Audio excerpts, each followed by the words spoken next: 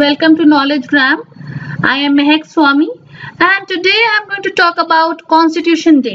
आज है 26 नवंबर 2020। 26 नवंबर 1949 को एक हिस्टोरिक चीज हुई थी और हमें मिला था जिसको हम आज सेलिब्रेट करते हैं as Constitution Day. Okay, let's talk about Constitution Day November 26 and keep following Knowledge Gram. Making your dreams and ambition, follow YouTube per Knowledge Gram. Perfect. So why we celebrate this day? पहली बात, constitution is like a set of basic rules to adhere to. पहली बात हम समझ लेते हैं constitution हमें क्यों चाहिए। हमने एक बड़ी सी बुक बना दी है, बहुत सारे लोगों ने ड्राफ्टिंग कमेटी बिठाई थी, बड़े बड़े लोग आए थे, B.R. Ambedkar, Rajendra Prasad, all these people. इन्होंने ऐसा क्यों किया? इन्होंने कुछ रूल्स बनाए जो हमें मानने चाहिए, जो हम मानते ही हैं। We need a certain amount of cooperation in our society. हमें अपनी सोसाइटी में कुछ कोऑपरेशन चाहिए। यार, I am living, your neighbour is living, everybody is living. What we need is cooperation. There's a minimal set of rules, the minimal set of code of conduct to stay, to talk, to survive, to work, to go to office, to go to school. सबको आपस में harmony में रहना है। We even have rule books and timetables in school and colleges. School में होती है, time table होता है, first period, second period, third period. Colleges में क्लासेस लगती हैं, स्केड्यूल्स होते हैं। तो जब हर जगह इतना सारे रूल्स हैं तो हमारे सोसाइटी के लिए भी कुछ बेसिक रूल्स होने चाहिए। तो बस यही बात है कि कॉन्स्टिट्यूशन ऐसे ऐसे ऐसे आके इवॉल्व होके आज हमें दिखता है। So imagine for a country like India where more than 130 crore people live, a constitution and especially a written one as we have is very important and crucial.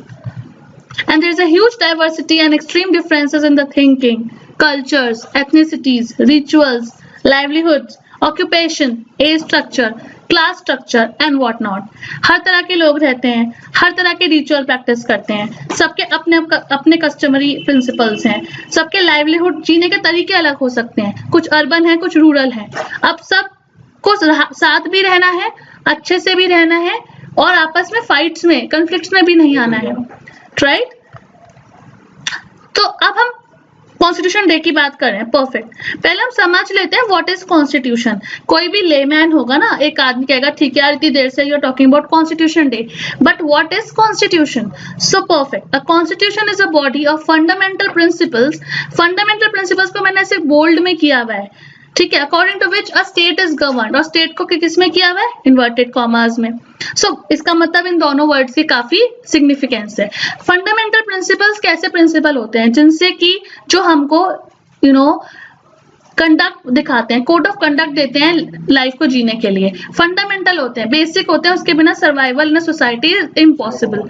So fundamental principles की एक body है। जैसे हमें पता है हमारे पास fundamental rights हैं, we keep on talking about right to privacy, we keep on talking about right to secrecy, Aadhaar card and stuff.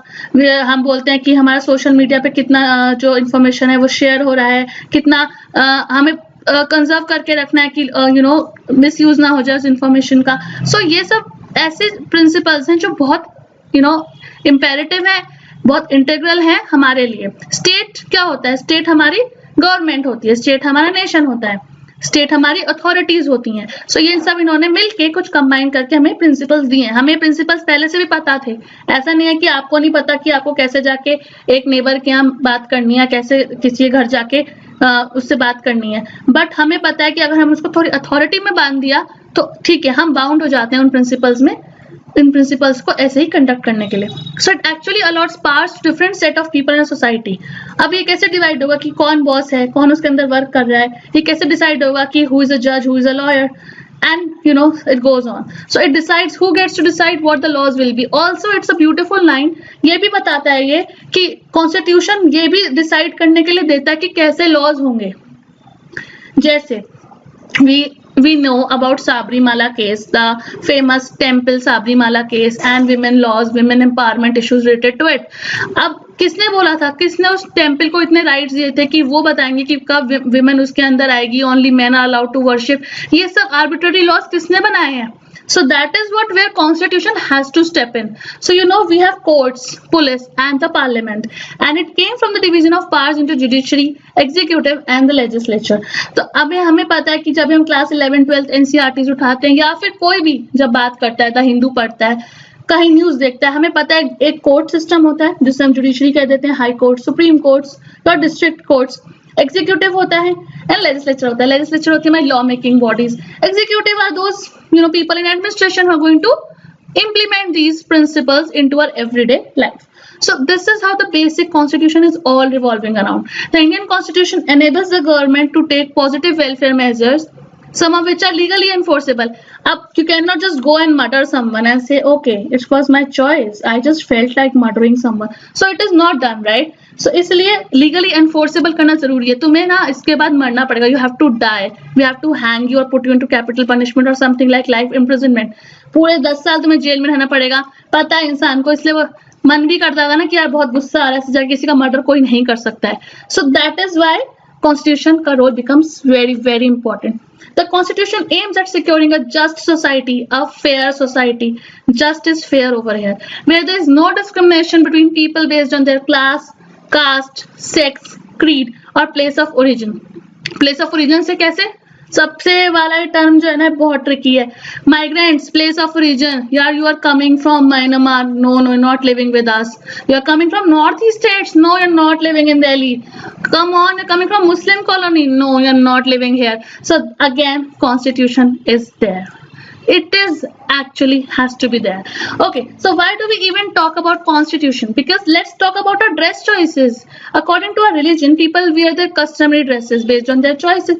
हमारी मर्जी है, बिहू फेस्टिवल है, मैं ऐसी ड्रेस पहनूंगी जो बिहू में पहनते हैं, मैं साड़ी पहनूंगी, बिहू वाली sari पहनूंगी. For example, someone wearing a gown for her wedding because she belongs to Christianity faith, and someone wearing a sari on her wedding of the same faith. उसकी मर्जी है. So both these choices are granted by the constitution, and yes, one cannot put questions on its validity. So she can marry as a Hindu ceremony, she can wear a gown and again marry as a Hindu ceremony, she can do either of them or none of them. It's again her choice. So it is well said, a secular country encompassing equal respect for all the religions and their practices. हम बहुत secularism की बात करते हैं, secular country है, but secular country तभी होती है जब हम एक दूसरे के रिलीजन पे, चॉइसेस पे, क्लास पे, बीट एनीथिंग उस पे इंटरफेयर ना करें, राइट? उसको रिस्पेक्ट करें. कॉन्स्टिट्यूशन एक ऐसी बॉडी है, वो हम पे कुछ ऐसे थोप नहीं रही है. It's not imposing something, is just telling you कि दिस इज यार not right, you are not doing it right. अब Sikh people wearing a turban is very much a part of their religion, and okay, everybody is cool with it, and yes, if you are questioning it, you are just going out of the boundaries of the constitution. This is just one of the scenario that why basic rules are needed to bind as citizens of the country. So yeah, Constitution Day. Constitution Day is celebrated in India on November 26 every year. On this day back in 1949, the Constituent Assembly of India formally adopted the Constitution of India, which came into effect on January 26, 1950. जिसको हम क्या बनाते हैं? Just write in the comment sections. I don't need to tell you. This is in honor of the day when the Constitution was formally adopted by the Constituent Assembly of India in 1949. Constituent Assembly in India है, सब पढ़ते हैं school में. बहुत सारे draughtsman थे. 7 people were the main people, जिसमें B.R. Ambedkar, Rajendra Prasad, Jawaharlal Nehru ने बहुत की रोल प्ले किया था. इसने गवर्नमेंट ऑफ इंडिया एक्ट 1935 को रिप्लेस किया था. People studying and following history following history can really relate to them, और जिन्होंने नहीं भी पढ़ा है go check on the net. So the decision to celebrate November 26 as the Constitution Day of India came into effect into year.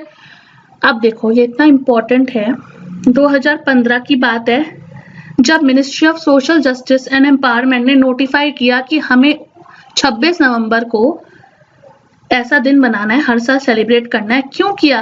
कोई जरूरत ही नहीं थी इनको ऐसे सोचने की. इनको यही लगा कि we have to promote constitution values among citizens. बहुत जरूरी है सिटीजन्स को अपने कॉन्स्टिट्यूशन की, जिससे वो अबाइड करते हैं, जिस प्रियम्बल को फॉलो करते हैं, उसको वो एवरीडे लाइफ में या एटलीस्ट हर साल एक बार तो जरूर याद कर लें कि हम किन प्रिंसिपल से चल रहे हैं एज अ सोसाइटी. सो या It was drafted by the Constituent Assembly. The 389-member Constituent Assembly took 2 years, 11 months, and 17 days to complete its historic task of drafting the Constitution for independent India. During this period, it held 11 sessions, 11 sessions लगे, 165 दिन लगे, 165 days, उनमें जाके ये बना है constitution, जो हम आराम से ऐसे कर लेते हैं, ठीक है होगा कॉन्स्टिट्यूशन, एक एनसीईआरटी है, एक पॉलिटी का कोर्स ही तो है, नहीं, it's like too much into it. They put their soul into it, they put their efforts into it to make a society what we really see today. So of these 114 days were spent on the consideration of the draft constitution. इसमें से भी 114 दिन सिर्फ rough पे थे, कौन सा change कर दें, कौन सा अमेंडमेंट कर दें, क्या ये सही है, क्या ये गलत है. On August 29, 47, the Constituent Assembly set up a drafting committee under the chairmanship of Dr. B.R. Ambedkar to prepare a draft constitution for India. And in framing the constitution, independent India, he played a leading role. So let's, before just concluding the this lecture on Constitution Day, we थोड़ा सा talk about B.R. Ambedkar. उसके बिना this Constitution of India, उनके बिना and drafting would have been impossible. So Sir B.R. Ambedkar, he was appointed as the chairman of the Constitution Drafting Committee in 47. The text prepared by Ambedkar provided constitutional guarantees and protections to individual citizens for a wide range of civil liberties. Because if you know, and even if you don't, he just worked so much for Dalits. The Dalits, which are the key term in all the newspapers, just as a to and fro term, it keeps on coming in the articles. Fighting for people who are downtrodden, who are unprivileged, जिनको इतनी सारी privileges नहीं मिलती हैं, जो untouchables होते हैं. आज भी बहुत जगह we can move across southern states and leave southern states, we can move across pan India where we see untouchability cases and atrocities on them, even tribals. तो इन सब के लिए किसने आवाज उठाई थी? Sir B.R. अम्बेडकर ने. So Ambedkar advocated extensive economic and social rights for women too, and won the support of the assembly to introduce a system of reservations. जो हम आज देखते हैं ना कि इस एग्जाम में या इस कॉलेज में schedule caste, schedule tribe and OBCs in the civil services, school and colleges are getting reservations. It was very important because they were being neglected completely. So now they have got the base. अगर आप base ही नहीं दोगे तो यार वो उठेंगे कहाँ से? So yeah, base was given to them, and उसके बाद as usual, merit plays a role. So he laid emphasis on religious, gender and caste equality too.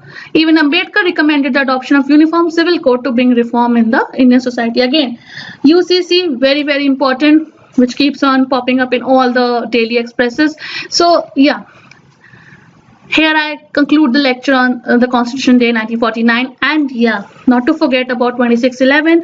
It is also important as we remember about the Mumbai terror attack. So yeah, 30-second silence for those people who just gave their life for us in saving the citizens of Mumbai, and they became a national symbolism for the entire India. So let's have that.